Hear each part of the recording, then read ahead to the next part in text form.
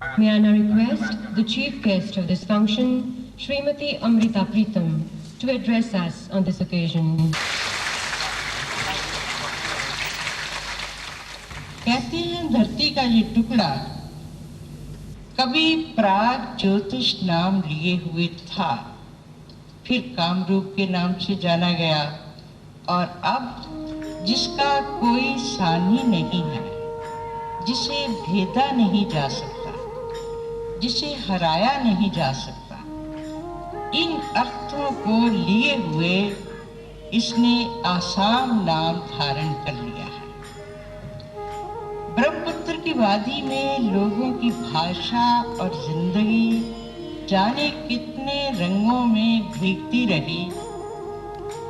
बार बार ब्रह्मपुत्र के पानी में नहाती रही, बदन को सुखाती रही और जो रंग मन में बस गए थे उनसे गाती नाचती अपनी तहजीब को बुनती रही।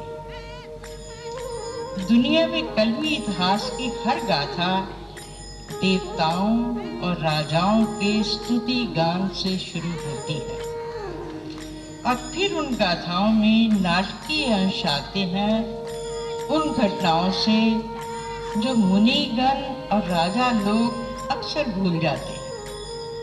आसाम का कलमी इतिहास भी इसी बिंदु से शुरू हुआ। पांडव जब कहीं आए थे, यहाँ की शहजादी, मणिपुर की शहजादी चित्रांगदा से अर्जुन की मोहब्बत हुई, ब्याह हुआ और फिर अर्जुन उस घटना को भूल गए। वर्षों बाद अपना जवान बेटा सामने आया तो अर्जुन ने बेटे को बेटा मानने से इनकार कर दिया और वे गाथा कितनी ही परतों में उतरती रही। एक ब्रह्मपुत्र इस धरती पर बैठा है जिसने इतनी हरियाली और जरखेजता इस जमीन को दी है और लगता है एक ब्रह्मपुत्र कहीं लोगों की चेतना में बहता है। ये वाल्मीकि रामायण का पहला अनुवाद असमी में हुआ, हिंदी बंगला में तो 1.5 सदी बाद हुआ। इतिहास तभी सार्थक होता है जब उसके किरदार लोगों के घर आंगन में आकर उनके मन में बसने लगते हैं। और कहा जाता है कि महाभारत जैसी गाथाओं का जब असमी में अनुवाद हुआ तो इस जमीन के पेड़ पौधे फूल पत्ते उस गाथा में खिल उठे और वे किरदार लोगों को पहचाने हुए दिखने लगे, अपने दिखने लगे। शंकर देव आए तो ये धरती प्रेम और भक्ति के रंग में रंग गई। ज्ञान जो सीमित हाथों में था असीम होकर बहने लगा। जाति और मजहब की सीमा से मुक्त होकर बहने लगा। फिर माधव देव आए और वही रंग गहराने लगा।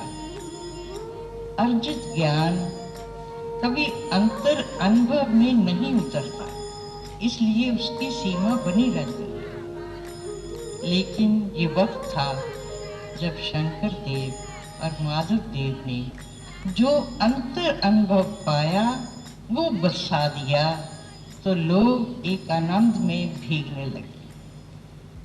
नवकांत बरुआ की एक नज़म का ख्याल आता है, कितना प्यारा वक्त है, हम बैठे हैं, बस बैठे हैं, खामोश बैठे हैं, कितनी ही बातें हैं तुमसे कहनी है, लगता है कहीं नहीं जाएंगे।